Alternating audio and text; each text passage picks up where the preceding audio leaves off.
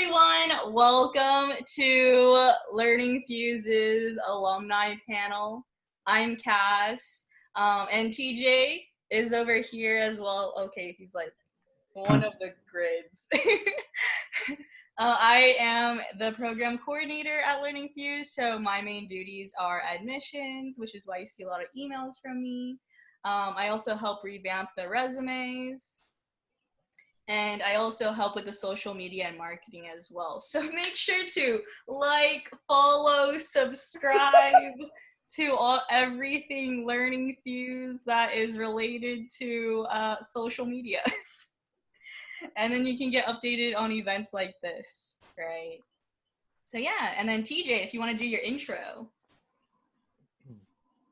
Obviously for, setting this up and coordinating with the awesome panelists that we've got, making sure that all of the current students, possibly future students, and alumni were aware of the event, and kind of getting an opportunity, obviously, to chat about life at LearningFuze.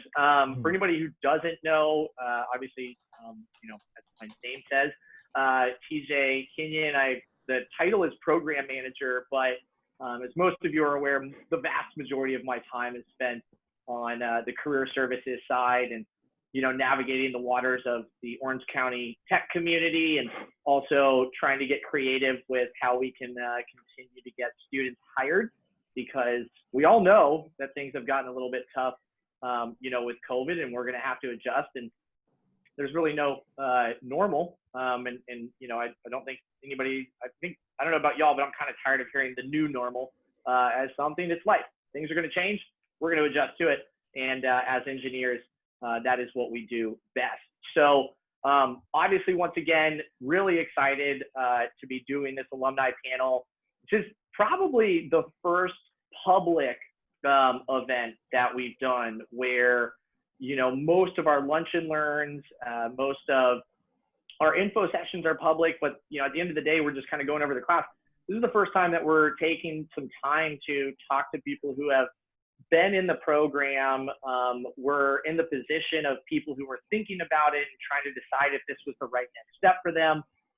And then now they're out working as developers and engineers, and they're going to be able to share with us what they've learned over the course of, that journey. And, I think how far they've come and what they, sometimes maybe even wish they had learned, while they were here, or had, been, advised by somebody else. So we've got 4 amazing panelists, absolutely great people. And so what we'll do is we'll kick off with kind of a quick intro by each of them. They'll tell us their name, the cohort or time. Don't worry about getting the number correct, that you came through. And then kind of if you could tell us what you were doing before LearningFuze, and then where you are working now, that would be great. We'll go ladies first. So James, I'm just joking. Stephanie, would you mind kicking us off and getting things going? Sure, I'd be happy to. So yeah, my name is Stephanie Burkholm, and I was part of cohort 519, otherwise known as the Baskin-Robbins cohort, because we were the 31st, and I was in the full immersion program. Prior to the program, I was a kindergarten teacher for about 5 years, and currently I am a front-end web developer with Ministry Brands. Hey, James. Now we'll go over to you. You say James? Yeah. All right, cool. All right. So hi, I'm James. Cohort 1119. Let's see here. I did the full immersion program. Currently, I'm a software engineer at Jono Engineering. I do basically full stack, front end Angular, back end C#.NET. And then before being a software engineer, I was a high school coach, high school teacher, and then also a middle school history teacher. So similar to Stephanie, coming from a teaching background. So yeah. The other Jace. Oh, hey guys. Yeah, so I'm Jace, obviously. I was in 619, and I was in accounting before this. I worked there for a few years or so, and I wasn't really feeling challenged, and I was on like this routine track. So I like wanted to find something challenging and something that the money didn't matter. I just wanted to do what I love. And so I went to LFC and it changed my life. And now I'm a web developer.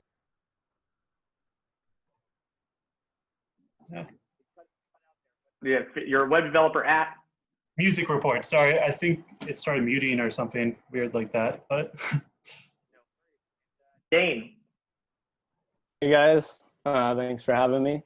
My name is Dane. I graduated from LearningFuze November 2019, so I was part of cohort 819. And since Stephanie threw out the nickname, we were more commonly known as the Golden Cohort. I graduated, prior to LearningFuze, I graduated from Cal State Fullerton with a degree in economics. And now I'm a software developer at a company called MemberSplash, and I also kind of do full stack development, React, Node, yeah. Jump into it. We've got obviously your background's covered. We've got your, kind of what you're doing now. And let's start off with kind of figuring out and getting a better idea as to why you felt like, a boot camp was the right next step. Dane, do you mind kicking us off? Because you had done a little bit of development or kind of freelance work before LearningFuze. Yeah, absolutely. So like you mentioned, I had been doing freelance web development for about 1.5 years before I attended LearningFuze. I kind of discovered programming in the field of computer science like 3/4 of the way into my undergrad. So I was debating, switching majors, but then I would have had to go back to college for another at least 3 years, and that just seemed brutal to me. So I wanted to get into the field as quickly as possible. And so I researched kind of who was like in the position that I wanted to be in on LinkedIn, master's degree programs and other boot camps in the area. And eventually I decided to attend an info session at LearningFuze and asked Cody probably 1,000 questions. And then I was convinced and I signed up for the boot camp, yeah. Dane reverse engineered his entrance into the boot camp by finding where he wanted to be, got down that route and figured out how to get there. So I'll go with Chase next, or Jace, sorry, and then jump over to our former teachers, because y'all were pursuing passions and, things that are helping people. And, Jace was going down the route of, what I think a lot of us did, which was what makes sense, accounting and what do I kind of enjoy in school. So Jace, what led you to making the switch from accounting and then saying, I got to go to a boot camp? yeah, I mean, I worked and like, I was like at like actually like a perfect job. I was at a video game firm at the time, and like I got all these free video games and got to see like the production of Call of Duty and stuff. So it was like the life, but it still, something was missing. So that's like when I was like, okay, something's wrong here. And I started taking like community college classes, looking at doing a master's. And I was like, kind of like what Dane said, it's just like there's a lot of schooling that needs to be done to get through the proper channels and the proper route. And I discovered boot camps online, and of course LFC like stood out because it's the oldest boot camp in OC. And I met with TJ, and it was like just every step of the way. I think I've told you this too, TJ. It's just like you guys continue to like just amaze me and go above and beyond what I would expect. And like I'm so thankful for my time at LFC and picking a boot camp, because just the time commitment, and you don't have to like go through these generic classes that they want you to take just because the teachers took them back in the day. They're teaching you exactly what you need to learn to work in the field. And I think that was one of the biggest highlights of a boot camp for me, at least. What led you to making the switch from Miss B's Brainy Beats to LearningFuze and coding? Mrs. B's Brainy Beats will live on forever. But and tell everybody what that is real quick. Oh, what was that? Should we tell everybody and let everybody in on the kind of the joke? Oh, sure. So as a kindergarten teacher, I was always trying to make learning exciting and creative for kids. So I make YouTube parodies of different songs to teach concepts to the kids. And that was a big piece of what actually drew me into coding, was also that like creativity as well, like wanting to create things, wanting to figure out like how to put things together. And as a teacher, I was actually starting to introduce coding in our schools as a curriculum. In kindergarten, it wasn't even touching languages or anything like that. But it got me starting to kind of think, if I'm wanting my students to be literate in this, I should probably know a little bit of it, which I didn't previously. And so, so I just started looking at just kind of things like Codecademy online, just online tutorials, and I found myself very interested in it. But as a pattern has been here, I had spent many years earning my bachelor's degree and then my teaching credential and then my master's, and I wasn't ready to go back for that many years, especially with something I wasn't quite sure if it was gonna be for me or not, actually. I found before even making the decision to go into boot camp that it would need to be my decision for me. But I did that through different research, and the info session, as Dane mentioned, it was so powerful. And it was one of the biggest selling points to me, was something that was kind of an anti-selling point, that they were very blatant about not being one of these boot camps or places that was going to guarantee you a job afterwards. And why that was a selling point to me was that they weren't trying to like trick you into coming or say, oh, we've guaranteed this. It wasn't like that whole, I don't know, bait and switch thing. So I just really appreciated that. But I think I kind of went into a further answer, but that's what led me to LearningFuze. And to, I guess circle back, I actually, little side note, when I was getting ready for LearningFuze, my coding was so weak that they sent me code.org. And I was probably doing what a lot of your kindergarten students was doing, where I was taking a B down below and it was buzzing along. So that was embarrassing for me. But we've gone through the first quarter, the second quarter, the third quarter. Coach, take us home. Cool. All right. So yeah, I mean, I feel like my story builds off of Stephanie's story a little bit. So I come from a teaching background where I was a full-time teacher as a history middle school teacher. And we were going through a really interesting transition where we were starting to transition the history curriculum into a dual immersion computer science curriculum as well. So many of the kids that were coming in had like 5-6 years of Python with their like kindergarten teachers through like K through 6. So I was transitioning, I was trying to teach myself, the basics of coding. I kind of just thought myself like, hey, if these kids, these middle school kids can do it, they're learning Python, they're learning HTML, CSS, like why can't I do that as well? So yeah, I was really passionate about that. I know I told a couple people here and there, but like I told TJ, like I got laid off, and that kind of left me with a weird position where I could continue down the route that I was really passionate about with this coding program that I was going down towards, or I can go back to teaching. And then ultimately I decided to make the leap to attend an info session at LearningFuze. And initially I was going to shop around for other boot camps to see what was out there, but just seeing like the energy that Cody brought during the info session, and just like kind of how genuine the kind of school felt, I ultimately I enrolled, and I kind of just took the leap. Right now, we'll head back and start with you, James. What would you say was your, I guess, kind of the toughest part for you, about the boot camp experience, and possibly even, the time that you maybe experienced some imposter syndrome?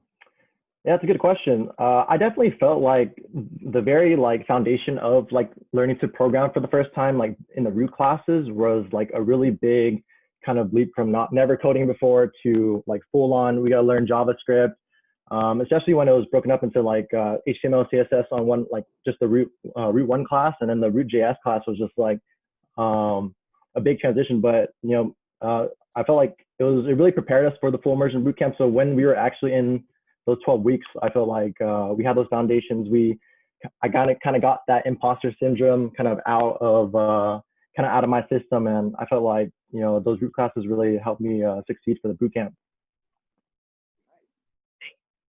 encounter any imposter syndrome along your journey? Did you say me? Sorry, your mic was, yeah?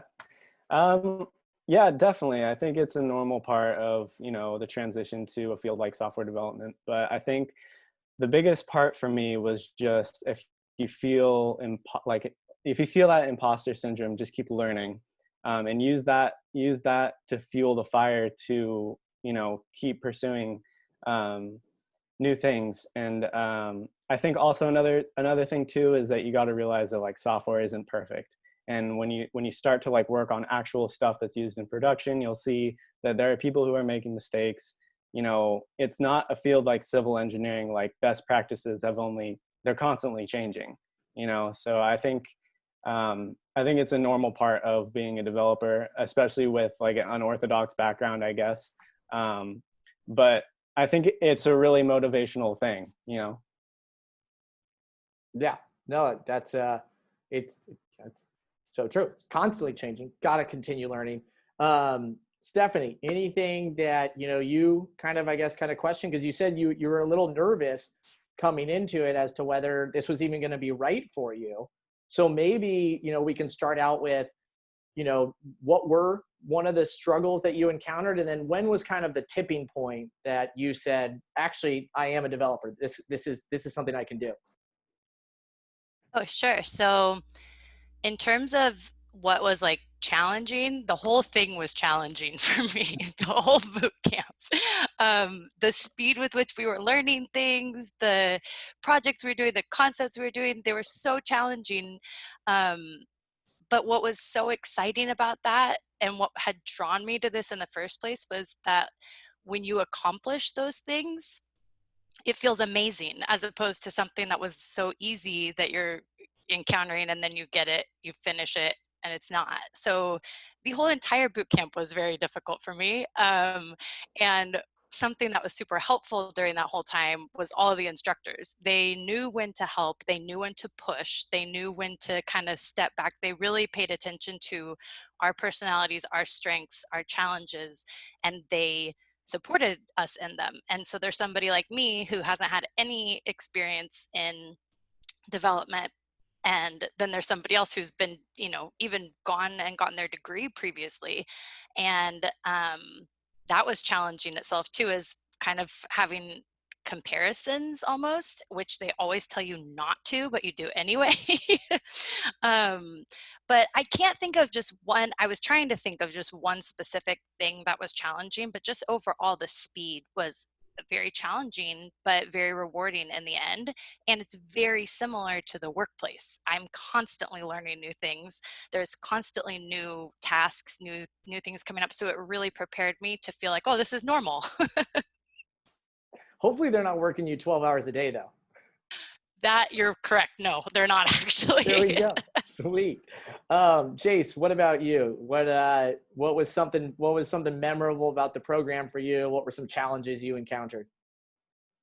I mean, yeah, definitely like the cohort is like one of the most memorable. My cohort was one of the most memorable things. Like just like being in it together when you're like going up against a wall and like hitting your head against the wall all day long, like knowing that you're not the only one hitting your head against the wall is really comforting, and you guys can kind of work together to get over the wall. Like I think that's definitely the most difficult part. Is like I always want to do like my best and put my best foot forward, and like in coding there's like infinite knowledge and so many things to learn, and like it's I think that was like the most difficult part of the program for me. And then having the teachers there, like when kind of like what Stephanie was asking, they're there and they're like, oh, this isn't like an odd feeling, like this is normal, this is what you're supposed to go through to get better at coding and to learn. And so yeah, that's definitely the struggles and the benefits of the program for sure. Yeah, so feeling uncomfortable is normal, I guess. Yeah, very. Way to kind of think about it. Embrace it. Perfect. We'll stick with you, Jace. Let's say, you had a time capsule, you can go back and just quickly bounce back to day one of your cohort and give yourself some advice. What piece of advice would you tell yourself? Oh man. I'd say listen to the teachers for sure. Honestly, like every time, like I think back, like especially in my job nowadays, I'm like everything you were telling me, everything the professors were saying, it's like I'm like, oh man, they really knew what they were. I should have listened. Like I like honestly, it's like at the time, it's hard to conceive, like to see where they're coming from. I think, but like everything they're doing, there's a point to everything they're doing, and like if you can, follow what they're saying and uh, implement those strategies in your learning, it's really helpful because I definitely would have learned more probably if I didn't, I went like the broad approach. I tried to learn everything, and you really just should be learning and mastering the smaller skills and building from there. Like you guys told me 10,000 times. Well, hey, it's got you to where you wanted to be. Dane, what about you? Anything you would give your past Dane some advice? Yeah, I think I would probably piggyback off Jace because like I feel like that's such an important point for anybody who's either going through the program now or in the job search right now, is to like utilize the resources that you signed up for, because like your instructors, TJ and Cass, they've gone through countless students before you, and they know like what you're going through. They know the struggles. So I would definitely like implore anyone to utilize the resources that they have. Yeah. Okay, cool. Stephanie or James, do either of you have a different piece of advice, or is it just, I mean, we love hearing listen to us, but if there's anything else you would suggest, please jump in. Yeah, I'd add something different, I guess. I feel like, if I had to tell myself at the beginning, like that everything that I went through during the boot camp and kind of looking for a job is going to be worth it in the end. Kind of, I feel like, as like bootcamp students, it's kind of normal to feel like, oh, is this going to work out? Am I going to be able to land a job? Am I going to be able to learn all this knowledge in such a short amount of time? And for those who have gone through it, it's like, yeah, you were able to learn 12 weeks is enough time to be able to master these kind of web development principles, and you're able to land a job even without a comp sci degree. It's possible. Nice. And Stephanie, I'll jump over to you and kind of shift gears a tiny bit, because we've started talking about how much prep we have and, how good you all have felt about, transitioning into your job. You're in a unique position is that you were actually working remote before it was cool to work remote, or I guess forced upon us. But what was that like? What was it like going into a company? And actually, I can still remember the day I got the email from you. I was in Mexico. You were unsure about the remote job. How has that been? Yeah, so working remote before, everything was very helpful in this transition because I was like, oh, I'm just doing the same thing. But it was really, I was nervous because at LearningFuze, I mean, I was walking over to Tim Davis's desk every 10 minutes. So I was nervous, but it was a really great transition. I say part of that is because of the troubleshooting, the problem solving skills that we were given or trained for at LearningFuze. I give a big credit to the company I work for now. Also, they have been absolutely incredible with the way that they do remote work or have remote workers checking in, and bosses, like they've been doing it for a while, so they know how to do it well. But I've loved working remotely. That's your question, right? How that's been? Yeah, I guess, follow up, any tips for people? I know there's been a lot of tips that are flowing out there and stuff like that.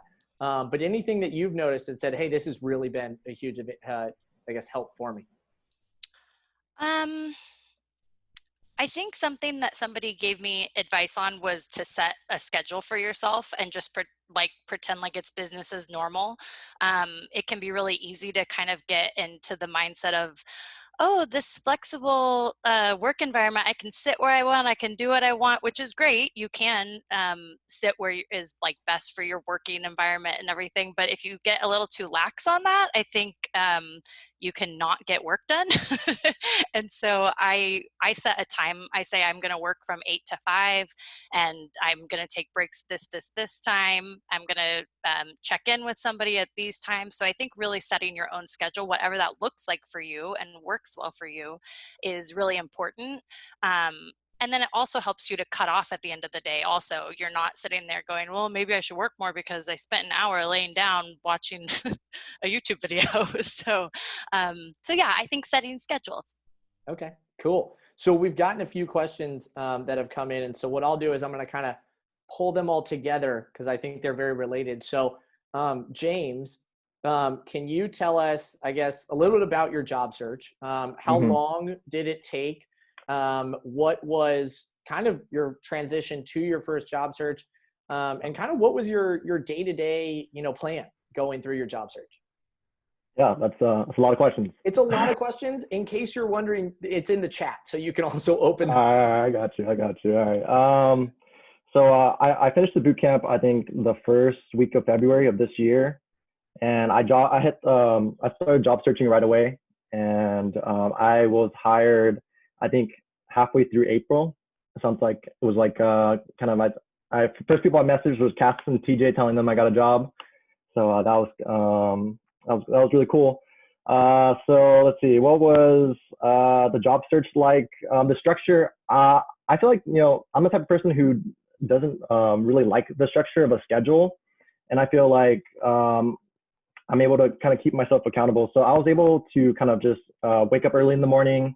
To first thing to do, you should do is send out resumes, because I know like all the statistics kind of say that like how fast you are to a position, the more likely you are to kind of get your resume looked at, reviewed.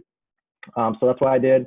So try to send as many resumes out as possible. I know that some people have different approaches to that, but I wanted it personally to play like a numbers game and try to give out as many resumes as possible. And then when I finished that, make sure I hopped on LinkedIn to get my network connections up.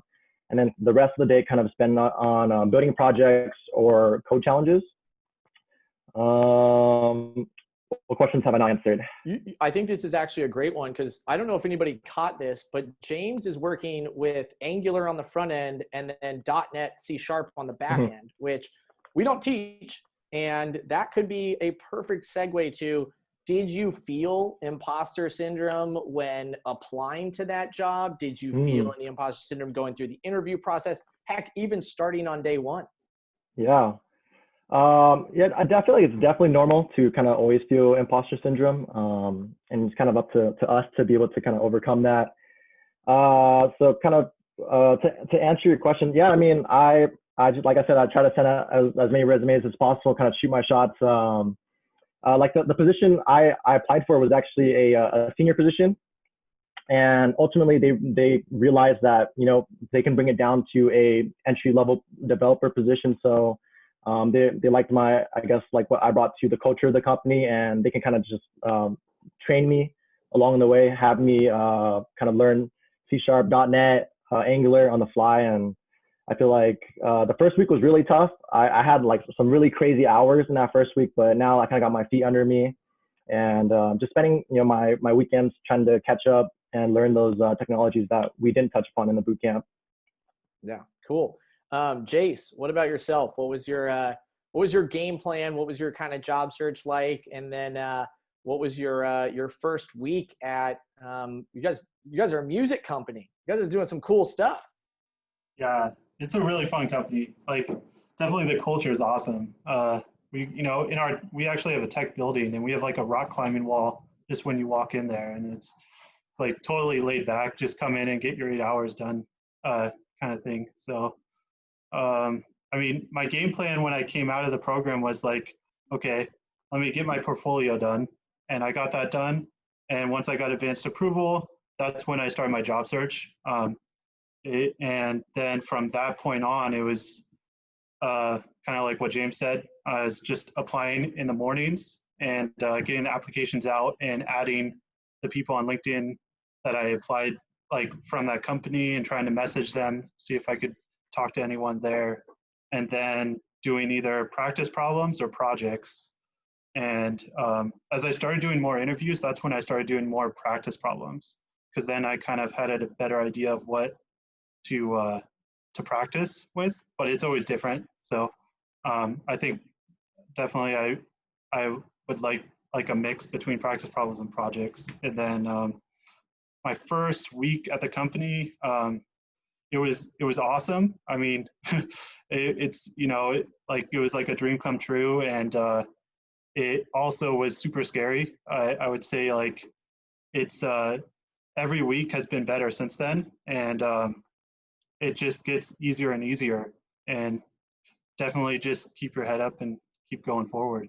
So nice. Is there Jace, was there any technologies you had to learn on the job? Anything new to you? I mean, not much. Like AWS, we use a lot of AWS, like the API gateway, Lambda, S3, the incognito user credentials. Sorry, guys. And then, but besides that, we use all of the technology we learn in the program pretty much. PHP, Node, React, JS, jQuery, and so and SQL, of course. So yeah, that was like probably the coolest part about it, is I didn't have to, like James, learn these new languages right when I walked in. I kind of had the comfort of using and reading the code in what we actually practiced at LFC. So yeah, nice. And then Dane, you're working at a company, and when I originally told you about the position, it was going to be a little bit of WordPress, or at least it sounded like it was going to be that route. And then since getting there, it sounds like you haven't done much of that. Yeah, no, I actually haven't touched any WordPress at all, which is great. Yeah, so at the company that I work for, we're starting to build out microservices, so that like packages for clients can be more dynamic, I guess you would say. So we're using React and Node. One thing that I didn't learn during the boot camp is it's a really small, it's growing pretty quickly. It's kind of cool. It's called Fauna. It's a database. It's a Netlify add-on. So we're using a lot of Netlify, and thankfully it's a lot easier than AWS, but it's really cool.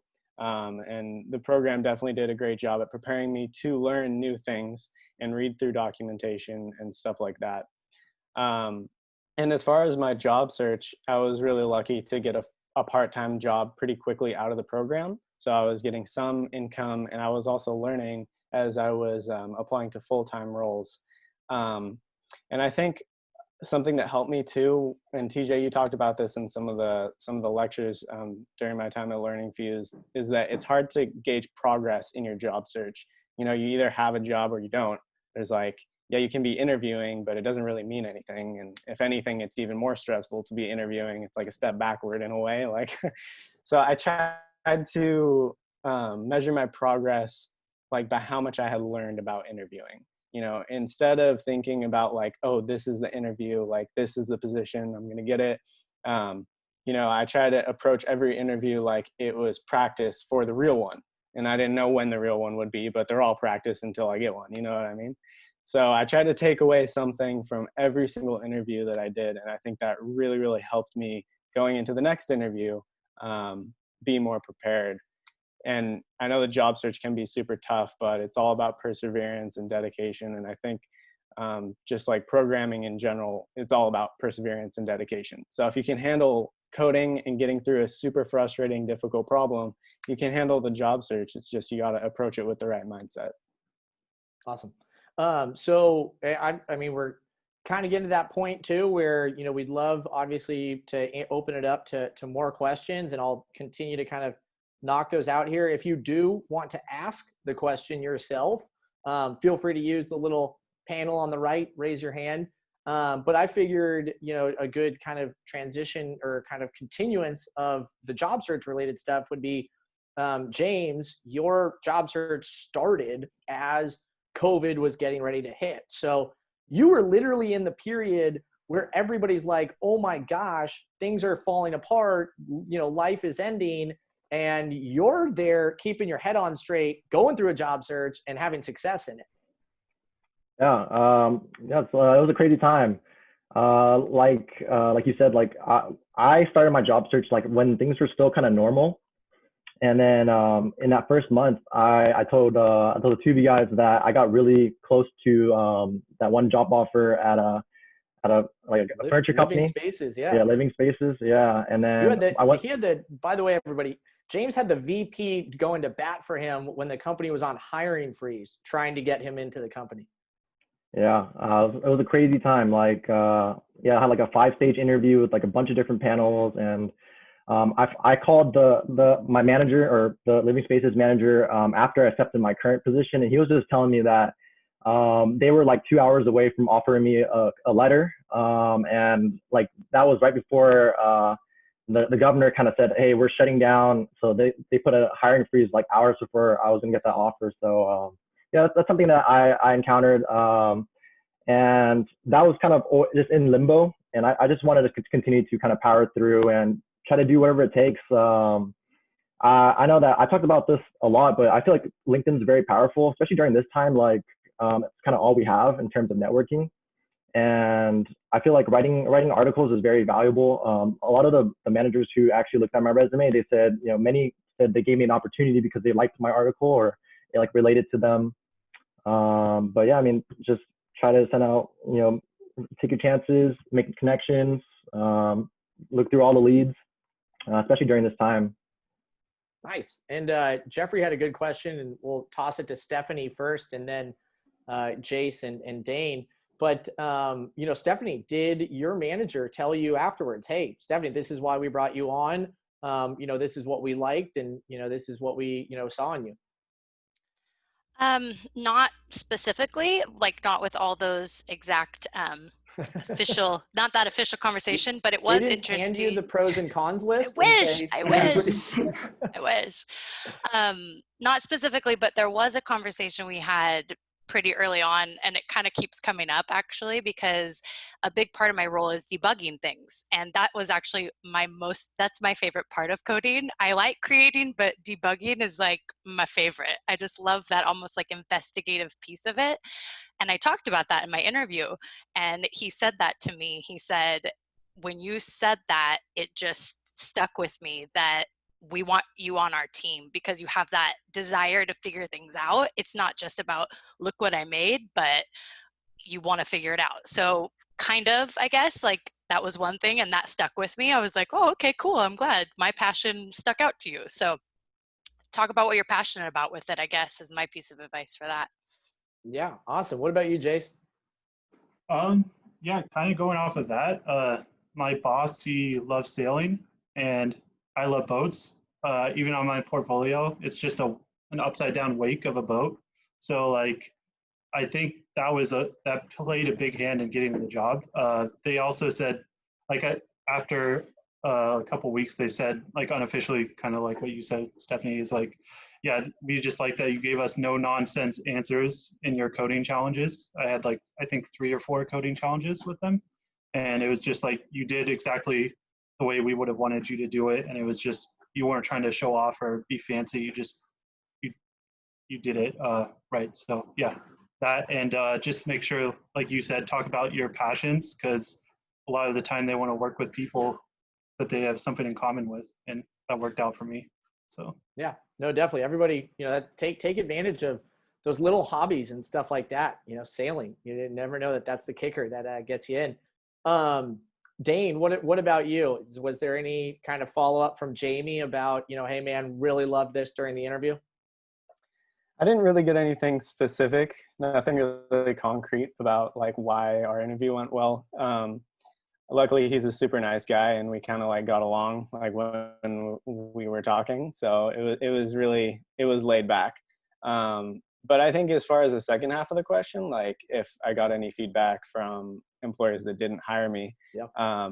I think it's like, you know, you can be super critical with yourself about why you might not get a job. You know, you might be thinking that like you did poorly. You could have done something like so trivial differently. But I think in different interviews, you know, there's always going to be something that you learn, which is kind of what I said before. But I think it's really true. Like I think in the very beginning of my job search, I lacked confidence. And I think it's really important. You know, I don't think interviewers want to see somebody who's not confident in their skills. You know, they want to see somebody come in and be super confident about what they know and what they don't know at the same time.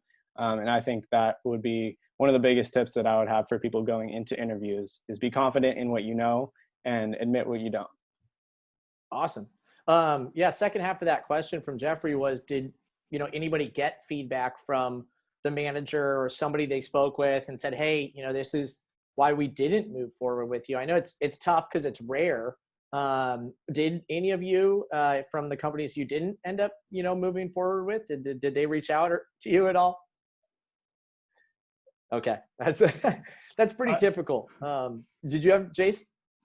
Yeah, I mean, mine was kind of interesting though, because it was like a more upper level job, and they were just like, "Oh, go learn more data structures, and then come back to us." Because the coding, the whiteboard challenge I messed up on was a data structures problem, and they weren't happy that I didn't know what a hash table was or something like that at the time. So, yeah, but that's the one. Write this down here. Hash table. Okay. Cool. Well, I mean, if there's any final kind of pieces of advice, you know, thoughts that y'all want to share from the standpoint of before a boot camp, during a boot camp, afterwards. Once again, obviously, if anybody has any other questions they'd like to toss in there. I guess, you know, getting back to kind of the idea, maybe something that would be interesting to hear. And I think, you know, we kind of touched upon imposter syndrome early on, but one of the reasons that imposter syndrome is so prevalent is the fact that we're usually looking at it and comparing ourselves to somebody else. So now that all of you are on development teams and working with people more senior than you, do you feel that imposter syndrome from them, or have they been as supportive as we all hope that they would be?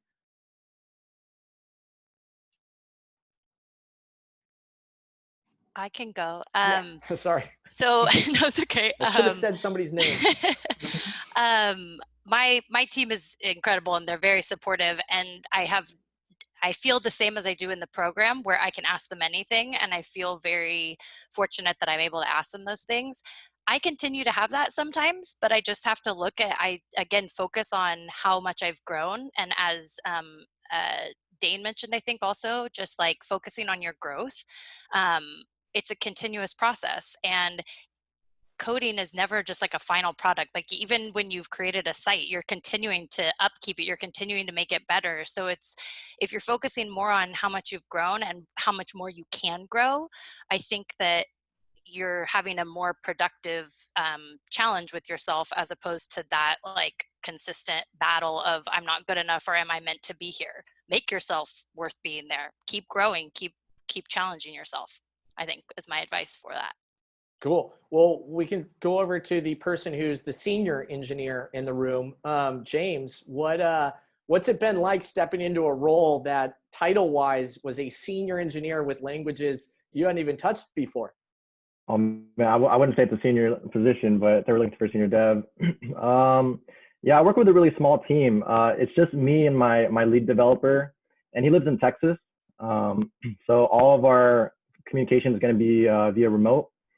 And I like wake up early, like 6 a.m. to match his time zone.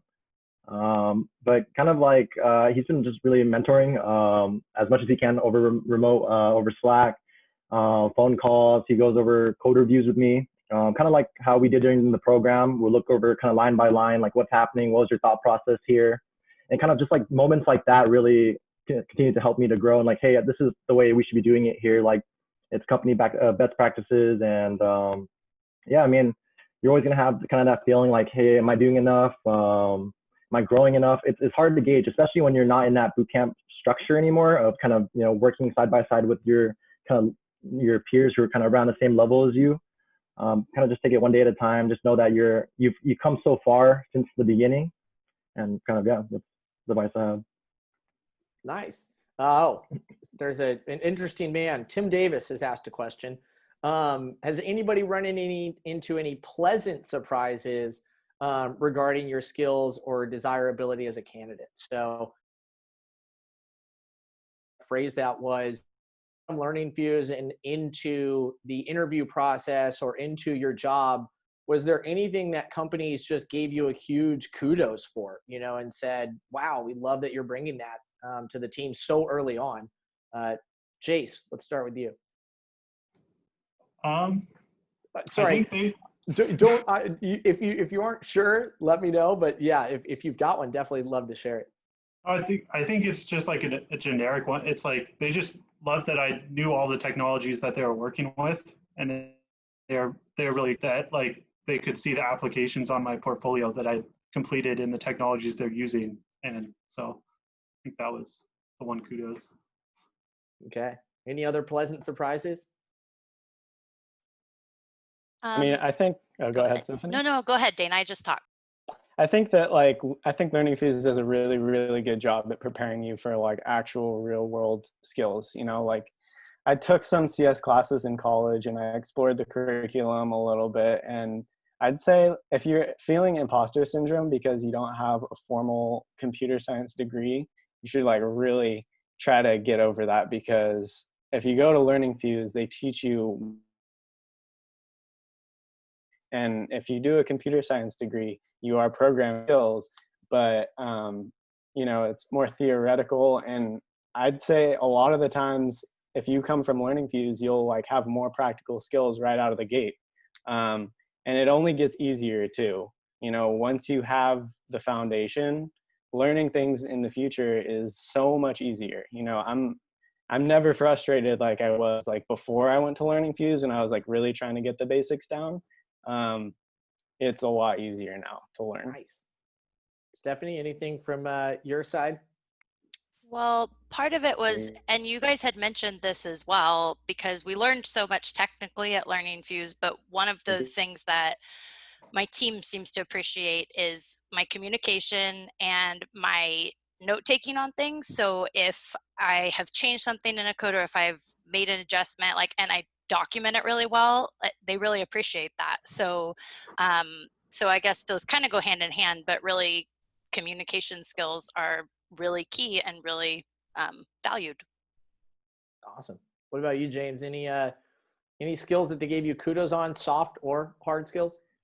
I have a feeling like just I was able to get hired for this position, just like kind of showing your willingness to be able to learn. Like the stack that I'm in is like not the stack that we learned at LearningFuze, but just kind of me showing like, hey, I'm like, hey, thanks for interviewing me. I've already started on tutorials of learning Angular right after a conversation because I was so excited about our conversation, or like things like that. I feel like, you know, just taking those steps after an interview and an email, I feel like can kind of separate you from other potential candidates. Awesome. Cool. So communication, passion, you know, willingness to learn, and sailing. It sounds like those are the 4 soft skills. If everybody has those, you're automatically going to get a job as a developer. Cool. Well, I mean, we just rolled through 51 minutes right there. I guess 46 if anybody's actually counting of when we started. But this has been a ton of fun. And I think we should probably do this again sometime and, you know, continue to bring on more people. And obviously, hopefully, you know, next time we do this, we can actually do it in person at an event and, you know, have everybody around. And of course, social distance, you know, the COVID elbow, because handshaking is not appropriate anymore. Elbow is much easier too. It's easier to knock elbows than get a handshake right. Those are always awkward for us. Cool. Well, thanks again, Cass, for organizing it. Any final thoughts, notes that people should take away? How can they stay in contact with us? Yeah, well, super quick, if James, Dane, Stephanie, and Jace want to drop your LinkedIns into the chat, and then everyone else, you can feel free to connect with them, right? LinkedIn. And then you can also check out their portfolios. If you haven't gotten, I made an event outline and it has each of the panelists' bios and their portfolio. And if you haven't gotten that, feel free to email us, right? So at my email, I'll drop my email in as well. So at LearningFuze. Oh, I spelled LearningFuze. Okay, there we go. Did I do it? I did it. Yeah, so feel free if you want the event outline with the panelist bios, feel free to email me. But of course, learningfuze.com, you can always check out what programs we have. And if you have any questions, you can contact us as well. What about Instagram? What's our handle? Oh yeah, they're all a little bit different, but if you just search LearningFuze, so LinkedIn is LearningFuze, and then Facebook is also LearningFuze. It should be Bootcamp or something. And then the Instagram, let me check right here. I think it's learningfuse.bootcamp. Yes, it is. I ran the social for a little while. It didn't go well. Cool. Well, thanks again. Huge shout out to Cass for putting all of this together, organizing it. And, you know, as I mentioned, hopefully we'll do a few more of these. It's going to be a little bit, I think, before anybody wants to meet in person. So, you know, maybe the next one, you do another virtual one. Have a great Tuesday. Go out, eat some tacos, make them at home, do whatever you need. And see y'all later.